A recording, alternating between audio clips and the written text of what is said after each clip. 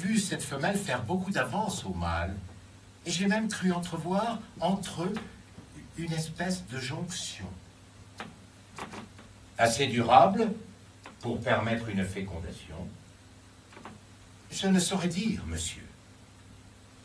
Réfléchissez, mon garçon. D'après ce que vous savez de ces choses-là, pensez-vous que la jonction soit suffisante pour opérer une fécondation? Mon savoir en la matière n'est pas bien étendu. Mon expérience avec Héloïse, quoique fort agréable, est restée limitée. Mais l'imagination ne me fait pas défaut. Donc la chose me paraît probable, monsieur. La jonction est courte et imparfaite. Je m'en remets à votre jugement. Et quelques jours plus tard, ils sont aux ruches sans rien observer de particulier. Des jonctions momentanées, dit Hubert, avec un petit sourire. Il fut un temps, quand je travaillais dans cette ferme près de Paris, où cette paysanne, la douce Marguerite, il savoure son nom, il a le sourire timide et charmant du jeune homme, quel qu'il avait été, qui avait encore ses yeux. C'était une jeune femme mariée, très jolie, déjà mère, et son mari l'avait laissée pour aller travailler à Paris. Et il y a eu cette meule de foin. Une brève jonction. À vrai dire, 2 ou 3. Elle est tombée enceinte, mais l'enfant était peut-être de son mari, qu'il aimait. Elle m'a juré qu'il était le père. J'avais déjà donné mon cœur à Marie aimée, je n'ai pas insisté. Prenez par exemple une jeune personne comme notre bonne Sarah. Mon cœur battait fort, j'en pinçais pour Sarah. Pour Sarah, tomber enceinte serait un désastre. Et sans doute aussi pour le jeune homme qui l'aurait engrossé. Puisque nous en sommes sur ce sujet, allons enfermer dans sa ruche une reine, et à qui en croire M. de Réaumur se serait accouplé, et voyons si elle est devenue féconde dans la ruche. Nous avons donc eu 2 classes de ruches, avec des reines vierges, l'une dépourvue de mâles, l'autre avec des mâles de tous âges. Les ayant observées avec beaucoup de soin, nous avons constaté que toutes les reines étaient également stériles. De cela, nous pouvons conclure que les reines restent infécondes, même au milieu d'un sérail de mâles, lorsqu'on prend la précaution de les tenir prisonnières dans la ruche. La meule de foin, où va-t-on copuler quand l'intimité fait défaut? On va dehors.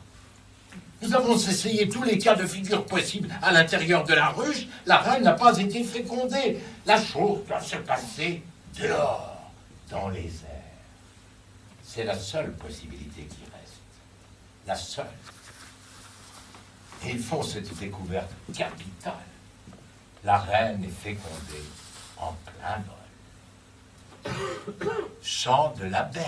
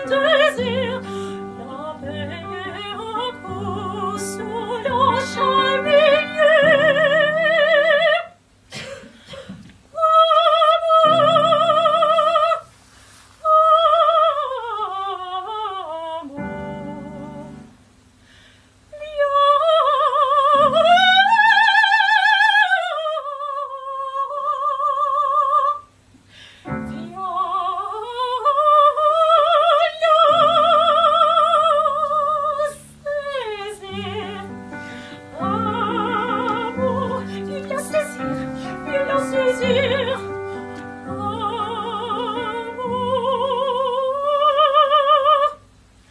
La saisir.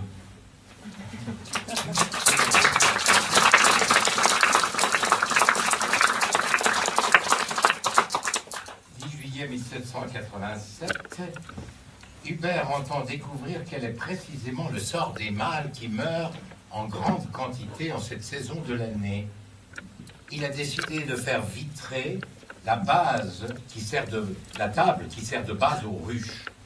Et en plaçant par-dessous Burnand, il pourra voir ce qui se passe tout au fond dans une partie si obscure qui échappe d'habitude aux yeux d'un observateur. La table vitrée a permis de voir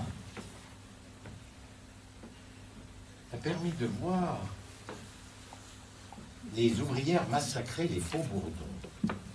À mesure qu'ils arrivent au fond de la ruche, ils sont saisis par les antennes, les pattes, les ailes, et tiraillés avec tant de sauvagerie qu'ils s'en trouvent, pour ainsi dire, écartelés. 16 juillet, nouvelle scène du carnage des mâles. Hubert et Burnand ont conclu que la ruche ne massacre ses mâles qu'après la saison des essaims, une fois que la reine est fécondée. Quand une ruche doit encore se donner une reine fécondée, elle conserve les mâles, du style puisé en abondance dans leur réserve de miel. On pourrait parler ici d'un esprit de la ruche, collectif des abeilles, et non individuel. Cependant, ils n'ont toujours pas réussi à observer directement la fécondation. Dans la ruche, les faux-bourdons mènent une existence si paresseuse, si repue, que la fécondation n'exigerait aucun effort. Et il se pourrait que la reine fût fécondée par un spécimen médiocre. Quand elle quitte la ruche, elle s'envole si vite et si haut dans les airs que seul un mâle vigoureux peut la suivre. 2 ans plus tard, 20 août 1789, autre découverte. Burnand examine le cadavre des faux-bourdons. Il a pu en trouver un. Et à demi hors de son corps, il remarque la moitié de la longue racine du pénis et l'absence de pénis. 1791, il constate que loin de revenir à la ruche avec du sperme coagulé dans sa vulve, la reine fécondée porte en elle le pénis du mâle qui s'est accouplé à elle. Lui, que devient-il? Burnand ajoute: nous sommes, mon maître et moi, 2 mâles dotés de pénis. Nous savons bien que l'abeille mâle, privée de son organe sexuel, doit nécessairement mourir. Pourquoi la nature réclame au faux-bourdon un si grand sacrifice? Ni monsieur ni moi, mâles intacts, n'avons souhaité pénétrer ce mystère plus avant.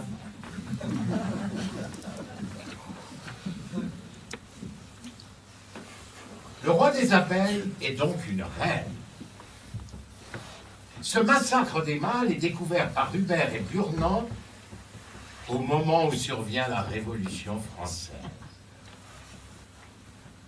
Vous savez que mes écrits m'ont valu d'être embastillé à plusieurs reprises. Eh bien, en 1789, j'aurais applaudi à cet idéal révolutionnaire, puisqu'à l'ordre de droit divin s'imposait un nouvel ordre basé sur la qualité des hommes et des femmes. Mais l'instinct des mâles révolutionnaires va transformer cet idéal en carnage. Au moment de la prise de la Bastille, Hubert et Burnand s'interrogent sur les organes auditifs des insectes. Et Virgile déjà jugeait l'écho nuisible aux insectes. Et voici ce que dit Burnand. Il est vrai que les insectes n'ont pas d'organes auditifs connus. Mais quand un apiculteur a perdu un essaim, il frappe très fort sur un seau en métal et ça marche. Si elles ne peuvent entendre le son, on peut penser qu'elles en perçoivent les vibrations. Et Hubert et Burnand découvrent que les insectes n'entendent pas, mais perçoivent les vibrations. Et les Français, en 1789, perçoivent-ils seulement les vibrations que cette prise de la Bastille annoncera. En ces temps d'incertitude révolutionnaire, Hubert s'arme de respect et de douceur pour le monde animal, et il raconte l'histoire de l'enfant abeille.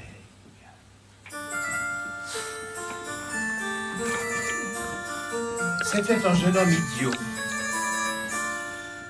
qui ne s'intéresse qu'aux abeilles, et avec tant de passion qu'il leur consacrait le peu de cervelle dont il était pourvu. En hiver, on avait l'impression qu'il hibernait, mais en été, il devenait aussi excitable que les abeilles elles-mêmes. Abeilles, bourdons et guêpes étaient autant de proies pour lui, et il savait mieux que personne en repérer leur nid. Il attrapait les insectes à main nue, leur arrachait le dard, les suçotait pour en extraire le miel. Il lui arrivait d'en glisser sous sa chemise, à même la peau. Il se mettait alors à courir comme un fou en imitant leur bourdonnement. Il avait pour le miel une véritable passion. Quand il s'est mué en jeune homme, on l'a envoyé vivre dans un village lointain où il est mort avant l'âge adulte. Quel dommage qu'il ait été idiot. Sans cela, peut-être eût-il excellé dans l'étude de l'histoire naturelle. À mon avis, dit Pierre, le fils de Hubert, les abeilles étaient ses amis. Étant idiot, il n'avait pas d'autres amis. Il avait besoin de cette compagnie, a acquiescé le père. N'est-il pas vrai, ajoutait Burnand, qu'une abeille maintenue à l'écart de ses congénères, même au chaud et bien nourrie, finit par se laisser mourir?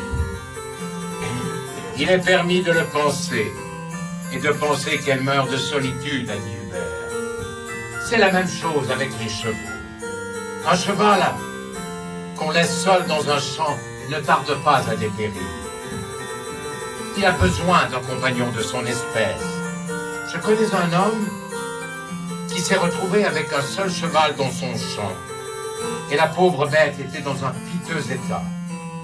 Cet homme avait une poule esseulée. Celle-ci a trouvé le moyen de rejoindre le cheval. Et dès lors, un respect mutuel a uni les deux bêtes. Quand elle venait se frotter contre ses jambes, il se déplaçait avec précaution pour ne pas l'écraser, et il a retrouvé son entrain.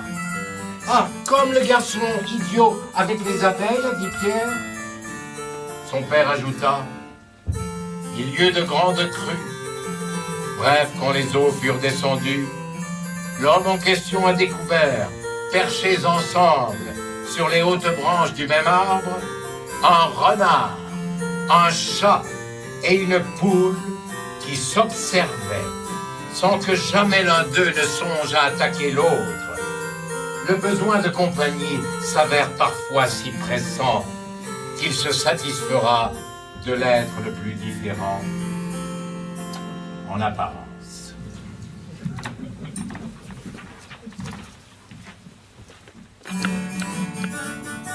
Octobre 1789. Il se passe en France des choses incroyables. Formation d'une Assemblée nationale par le tiers-État, droits féodaux abolis, déclaration des droits de l'homme. La populace parisienne à Versailles exige que le roi reconnaisse l'Assemblée nationale. Refus du roi. Et la populace réclame du pain. Marie-Antoinette, ils n'ont plus de pain qui mange de la brioche. Le mot n'est peut-être pas vrai, mais il s'est répandu dans toute l'Europe. Conséquence, le peuple a forcé la famille royale à revenir à Paris aux Tuileries. Sa sécurité n'est garantie que par la garde suisse. Après 13 siècles de monarchie, le peuple a imposé sa volonté au roi de France. Renversement de l'ordre naturel des choses. Bienheureux Hubert et Burnand, qui ne recherchent que l'ordre naturel pour les abeilles. Une révolution pour féconder un autre système politique. Pendant ce temps, Hubert et Burnand observent la fécondation de la reine par le faubourg. Poursuite de leur étude sur l'essaim les vieilles reines, les jeunes reines, les cellules ouvrières et les faux bourdons. Il découvre les fondements des cellules royales, voit la reine pondre. Il note les ouvrières ne forment plus autour de la reine un cercle de déférence. Et en cette même année 1790, dans notre ruche française, la reine Marie-Antoinette, elle non plus, n'est plus l'objet de déférence de son peuple. Qu'elle cesse donc de régner, choisie, qu'elle travaille à l'exemple de ses sœurs sacrées.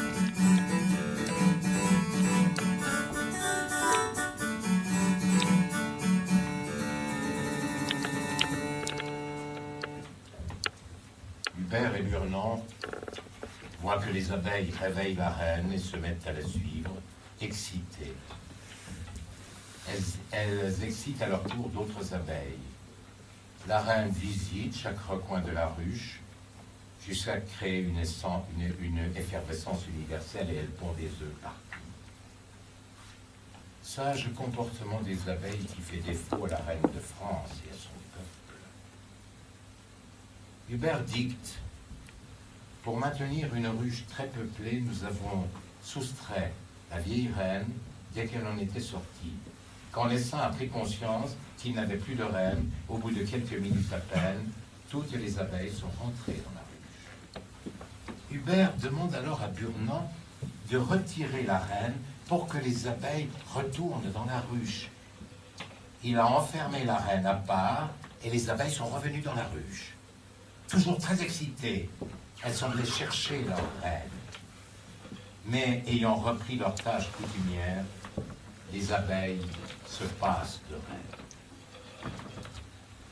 1791, tentative de la famille royale de s'enfuir pour atteindre le Rhin, où Marie-Antoinette pense pouvoir lever une armée et marcher sur Paris. Mais on les reconnaît à Varennes. Ils sont faits prisonniers. Ils sont aujourd'hui prisonniers. Cela éveille une fascination terrible, fort éloignée de l'optimisme des débuts. Le roi et la reine de France doivent renoncer à leur pouvoir absolu, à leur couronne. Pendant ce temps, Hubert veut comprendre le fonctionnement des antennes, la couronne des abeilles. Il a fallu amputer l'antenne droite d'une abeille, puis la gauche, et observer l'effet de cette privation. Avec une seule antenne, la reine a continué de se comporter normalement. Privée des deux à la fois, elle s'est mise à se promener sur les rayons avec une vivacité extraordinaire, laissant tomber ses œufs au hasard. Quand Burnand a placé une deuxième reine pareillement mutilée dans la même ruche, elles n'ont plus donné le même signe de malveillance et les ouvrières ont fait bon accueil à l'intruse. Et Burnand précise: quand j'ai opéré la mutilation de la reine, je jure que j'ai entendu monsieur dire pardon. Découverte fort utile, Hubert et Burnand ont pu en conclure que les antennes ne sont pas un frivole ornement, mais les organes du toucher et de l'odorat. Oui, Hubert, Burnand, deux hommes éclairés de ce siècle des Lumières qui m'a tant occupé. Quand Hubert engagea Burnand, il lui a dit: je vais avoir à ma disposition des yeux parfaitement fiables. Souvenez-vous, Burnand, regardez, c'est commencer à étudier. Et Burnand dira de son maître: il parlait comme s'il voyait encore. Il m'a interrogé sur l'ombre et le soleil. Et en quelques minutes, il m'a appris à distinguer entre ce que je vois réellement et ce que je pense que je dois voir. Sa vue était mienne, la vision était sienne. Je trouverai donc mon chemin à travers les yeux d'un aveugle. La vision de mon maître définira mon existence. Et il conclura: mieux vaut servir un véritable aveugle qu'un homme aveuglé par la corruption ou la vanité du monde. En ces années 1790-1791, où la Révolution va vers la terreur, imaginons Hubert et Burnand au-dessus de la ruche. Écoutez, Burnand, tendez l'oreille. Une sorte de classement en provenance de la cellule de la plus vieille nymphe. Les mêmes notes de succession rapide, comme des aiguilles à tricoter qui s'entrechoquent. Mais un ton plus haut, presque un pépilement. Burnand ne pouvait dire qu'il avait entendu le son que décrivait Hubert, mais il voulait de toutes ses forces le croire. Et il pense, de même que monsieur fait confiance à mes yeux, de même je fais confiance à ses oreilles. Et Burnand se demande si les abeilles sont découragées quand on pille leur ruche. Est-ce qu'elles éprouvent un sentiment inverse quand on les traite avec générosité? Et Hubert lui répond: je suppose que ce qui est vrai dans un sens l'est dans l'autre. Nous savons en tout cas que si nous traitons nos abeilles comme un bon chien, ou même un enfant, avec douceur et fermeté, la colonie a toutes ses chances de prospérer. Et ils font cette observation. En introduisant une reine étrangère dans la ruche, il arrive qu'elle survive et vienne à régner. Si l'on attend encore quelques heures, la reine étrangère sera bien reçue.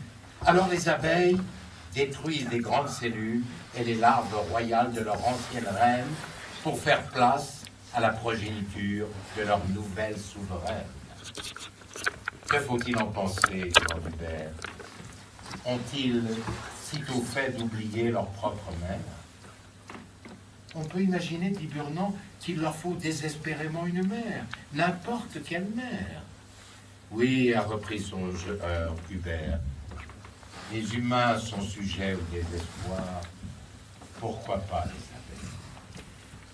Et il s'interroge sur l'instinct des abeilles. Ils arrivent à contempler la subtilité de la nature. Oui, dit Hubert, la nature se soucie toujours de l'équilibre. Nos abeilles se donnent tant de fatigue qu'il faut bien qu'elles prennent un repos intense. Les faux-bourdons, quant à eux, se reposent pendant 18 ou 20 heures sans prendre de légers mouvements, mais pour finir, ils en payent le prix, ils en meurent. 1791, les Hubert apprennent la mort de Mozart, du typhus, à l'âge de 35 ans. Hubert et Burnand se souvient de sa première rencontre avec monsieur. Mon maître aveugle, je l'ai vu au clavecin.